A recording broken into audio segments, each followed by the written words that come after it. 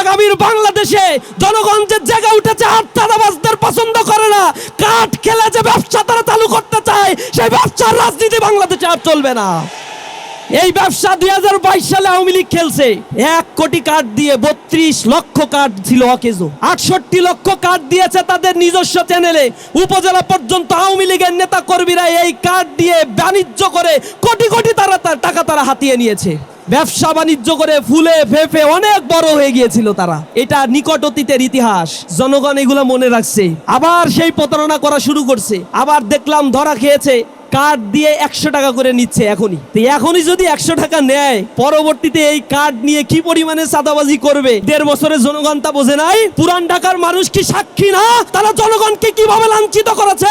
এই পুরান ঢাকার মাটিতে তারা পাথর মেরে মানুষকে হত্যা করে নাই চাঁদাবাজির জন্য। 10 টাকা দরে চাল, 5 টাকায় কাঁচা ঝাল, ঘরে ঘরে চাকরি দেওয়ার কথা বলে উন্নয়নের মহাসড়কে উঠিয়ে দিয়ে তল থেকে সব ফাঁকা করে নিয়ে $234 বিলিয়ন তারা পাচার করেছে। ঋণ খেলাপি করে জনগণের টাকাগুলো ব্যাংক থেকে তারা লুটপাট করেছে। আমরা আবার দেখতে পাচ্ছি একটা দলের মধ্যে 50-এর অধিক নমিনেশন দেওয়া হয়েছে, যারা 26,000 কোটি টাকা ঋণ খেলাপি নিয়ে এদেশের জনগণকে আবার প্রতারণা করতে চাইছে। তারা বলছে জনগণের ক্ষমতায়ন করবে, চাকরির ব্যবস্থা করবে, বেকারত্ব দূর করবে, কার্ড দিবে। তারা বিগত সময়গুলোতে 10 বছর যখন তারা ক্ষমতায় ছিল তখন দুর্নীতিতে এই দেশকে চ্যাম্পিয়ন করেছিল। বেকারত্বের হার বিগত তাদের 10 বছরে দেখবেন ধীরে ধীরে ঊর্ধ্বগতি ছিল। তাদের ক্ষমতায় থাকাকালীন সময়ে বাংলাদেশের একটা শিক্ষা প্রতিষ্ঠানও ছাত্র সংসদ নির্বাচন তারা দেয় নাই। তারা জনগণের ম্যান্ডেটে যদি বিশ্বাস করত তাহলে তারা ছাত্রদের জুলাই অভ্যুত্থান পরবর্তী ক্যাম্পাসগুলোতে ছাত্রদের ম্যান্ডেটের বিপক্ষে তারা অবস্থান করত না। আপনারা দেখেছেন প্রতিটা ছাত্র সংসদ নির্বাচনের ক্ষেত্রে তারা যা ইচ্ছা তাই কার্যক্রম পরিচালনা করেছে। তাদের মবের কারণে প্রতিটি ছাত্র সংসদ নির্বাচন বারবার রিশিডিউল করতে হয়েছে। তাদের অযৌক্তিক দাবির পরিপ্রেক্ষিতে জাহাঙ্গীরনগর বিশ্ববিদ্যালয়ে হাতে ঘুরে 3 দিন পর্যন্ত রেজাল্ট দিতে তারা গরিবসি করেছে। সর্বশেষ হারার ভয়ে খেলতে না নেমে নির্বাচন কমিশনের সামনে গিয়ে তারা 2 দিন অবরোধ করে রাখছে। তারা নির্বাচনের প্রচারণা করে না, তারা নির্বাচন কমিশন অবরোধ করছে। অবরোধে যখন কাজ হচ্ছে না তখন তারা তাদের দলের কিছু নেতাকর্মীকে নিয়ে এসে হাইকোর্টে রিট করেছে। সর্বশেষ কোর্টকে ব্যবহার করে শাহজালাল বিজ্ঞান প্রযুক্তি বিশ্ববিদ্যালয়ের নির্বাচন তারা স্থগিত করেছে। করার পরে তারা করো জোরে হাতে তালি দিয়ে তা সেলিব্রেশন করেছে। কি পরিমাণে অন্তরে ভয়, দুরু অবস্থা তাদের। সম্মানিত উপস্থিতি, এ পর্যায়ে বক্তব্য রাখবেন দক্ষিণ পূর্ব এশিয়ার সর্ববৃহৎ ছাত্র সংগঠন বাংলাদেশের লক্ষ কোটি ছাত্র সমাজের প্রিয় ঠিকানা বাংলাদেশ ইসলামী ছাত্র শিবিরের মুহতারাম কেন্দ্রীয় সভাপতি জনাব নুরুল ইসলাম। নারায়ে তাকবীর, নারায়ে তাকবীর। ইসলামী ছাত্র শিবির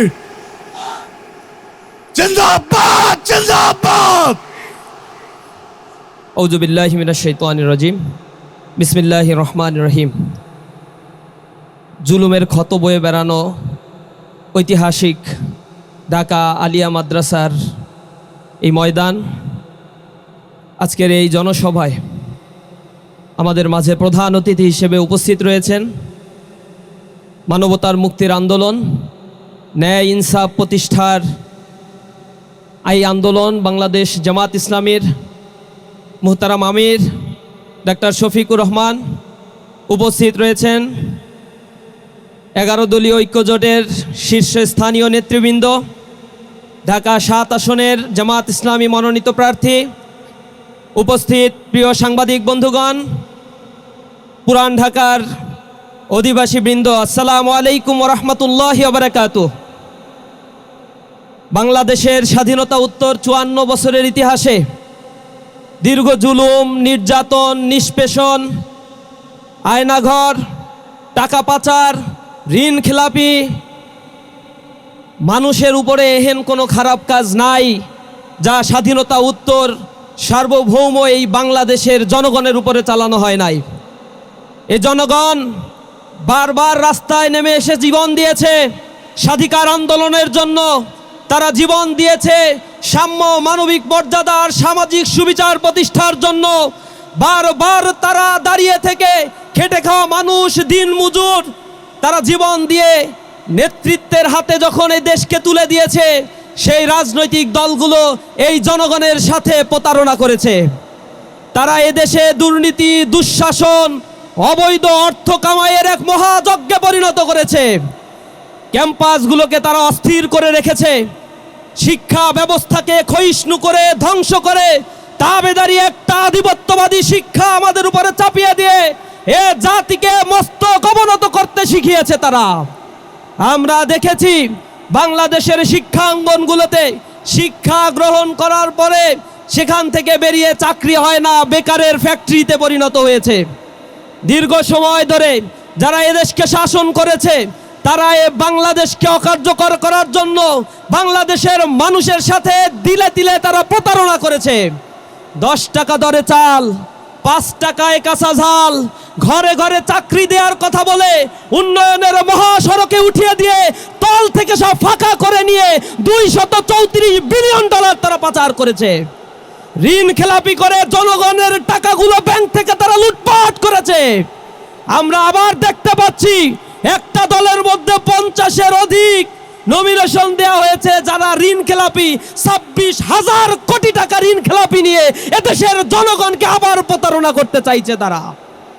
এই দেশকে তারা বলছে জনগণের ক্ষমতায়ন করবে, চাকরির ব্যবস্থা করবে, বেকারত্ব দূর করবে, কার্ড দিবে। তারা বিগত সময়গুলোতে 10 বছর যখন তারা ক্ষমতায় ছিল তখন 10 বছরে দুর্নীতিতে এই দেশকে চ্যাম্পিয়ন করেছিল। বেকারত্বের হার বিগত তাদের 10 বছরে দেখবেন ধীরে ধীরে ঊর্ধ্বগতি ছিল। তাদের ক্ষমতায় থাকাকালীন সময়ে বাংলাদেশের একটা শিক্ষা প্রতিষ্ঠানও ছাত্র সংসদ নির্বাচন তারা দেয় নাই। তারা জনগণের ম্যান্ডেটে যদি বিশ্বাস করত তাহলে তারা ছাত্রদের জুলাই অভ্যুত্থান পরবর্তী ক্যাম্পাসগুলোতে ছাত্রদের ম্যান্ডেটের বিপক্ষে তারা অবস্থান করত না। আপনারা দেখেছেন প্রতিটা ছাত্র সংসদ নির্বাচনের ক্ষেত্রে তারা যা ইচ্ছা তাই কার্যক্রম পরিচালনা করেছে। তাদের মবের কারণে প্রতিটি ছাত্র সংসদ নির্বাচন বারবার রিশিডিউল করতে হয়েছে। তাদের অযৌক্তিক দাবির পরিপ্রেক্ষিতে জাহাঙ্গীরনগর বিশ্ববিদ্যালয়ে হাতে ঘুরে সেখানে রেজাল্ট দিতে গিয়ে 3 দিন পর্যন্ত রেজাল্ট দিতে তারা গরিবসি করেছে। সর্বশেষ হারার ভয়ে খেলতে না নেমে তারা যে কাজটা করেছে, জাতীয় নির্বাচন কমিশনের সামনে গিয়ে তারা 2 দিন অবরোধ করে রাখছে। তারা নির্বাচনের প্রচারণা করে না, তারা নির্বাচন কমিশন অবরোধ করছে। অবরোধে যখন কাজ হচ্ছে না তখন তারা ছাত্রদের, তাদের দলের কিছু নেতাকর্মীকে নিয়ে এসে হাইকোর্টে রিট করেছে। সর্বশেষ কোর্টকে ব্যবহার করে শাহজালাল বিজ্ঞান প্রযুক্তি বিশ্ববিদ্যালয়ের নির্বাচন তারা স্থগিত করেছে। করার পরে তারা করজোরে হাতে তালি দিয়ে তা সেলিব্রেশন করেছে। তার মানে কি পরিমাণে অন্তরে ভয়, দুরু অবস্থা তাদের। তারা ভীত বিহ্বল হয়ে পড়েছে। আগামীর বাংলাদেশে জনগণ যে জায়গা উঠেছে আত্মদাবাজদের পছন্দ করে না, কাঠ খেলে যে ব্যবসা তারা চালু করতে চায় সেই ব্যবসার রাজনীতি বাংলাদেশে আর চলবে না। এই ব্যবসা 2022 সালে আওয়ামী লীগ খেলছে। 1 কোটি কার্ড দিয়ে 32 লক্ষ কার্ড ছিল অকেজো। 68 লক্ষ কার্ড দিয়েছে তাদের নিজস্ব চ্যানেলে। উপজেলা পর্যন্ত আওয়ামী লীগের নেতা কর্মীরা এই কার্ড দিয়ে বাণিজ্য করে কোটি কোটি টাকা তারা হাতিয়ে নিয়েছে। ব্যবসা বাণিজ্য করে ফুলে ফেঁপে অনেক বড় হয়ে গিয়েছিল তারা। এটা নিকট অতীতের ইতিহাস, জনগণ এগুলো মনে রাখছে। আবার সেই প্রতারণা করা শুরু করছে। আবার দেখলাম ধরা খেয়েছে, কার্ড দিয়ে 100 টাকা করে নিচ্ছে এখনই। তো এখনই যদি 100 টাকা নেয়, পরবর্তীতে এই কার্ড নিয়ে কি পরিমাণে চাঁদাবাজি করবে এই 1.5 বছরের জনগণ তা বোঝে নাই।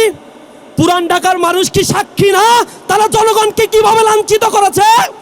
এই পুরান ঢাকার মাটিতে তারা পাথর মেরে মানুষকে হত্যা করে নাই চাঁদাবাজির জন্য। তাহলে জনগণকে জেগে উঠতে হবে। আগামীর 12ই ফেব্রুয়ারি নতুন বাংলাদেশের সূর্য উদিত হবে, যে বাংলাদেশ হবে ঐক্যবদ্ধ, স্বনির্ভরশীল, আত্মপ্রত্যয়ী আর ইনসাফের একটি বাংলাদেশ। সেই বাংলাদেশ গড়ার জন্য তরুণ সমাজ আজ জেগে উঠেছে। তাদের ভোটের অধিকার 17 বছর ধরে কেড়ে নেওয়া হয়েছিল। সুতরাং তারা আবার যদি ভোটের অধিকার থেকে বঞ্চিত হয়, এবার আবার কথা বলবে।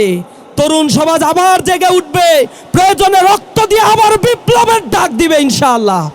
সকলকে নিজেদের অধিকার বুঝে নেওয়ার জন্য, ভোটাধিকার, মানবিক মূল্যবোধের অধিকারগুলো বুঝে নেওয়ার জন্য রাজপথে থাকার উদাত্ত আহ্বান জানিয়ে আমার কথা শেষ করছি। আসসালামু আলাইকুম ওয়া রাহমাতুল্লাহি ওয়া বারাকাতুহু। আপনার পিতা চোখা রাজাকারের কথা আমরা ভুলে যাইনি। একজন যুদ্ধাপরাধী এবং পাকিস্তানের পক্ষে অবস্থানকারী সন্তান হিসেবে আজকে আপনি মুক্তিযুদ্ধ নিয়ে নতুন নতুন যুদ্ধ অপরাধী তৈরি করার চেষ্টা করছেন। এই সমস্ত ভাঙ্গা ঢোল আর বাংলাদেশে বাজবে না। 5 তারিখে হাসিনা পালিয়ে গিয়েছে এবং এই মুক্তিযুদ্ধের চেতনার নামে বাংলাদেশে যে বিভক্তির রাজনীতি, বাংলাদেশে যে হানাহানির রাজনীতি, তার বিরুদ্ধে আজকে আমাদের ডাক্তার শফিকুর রহমান ঐক্যবদ্ধ বাংলাদেশের ডাক দিয়েছে।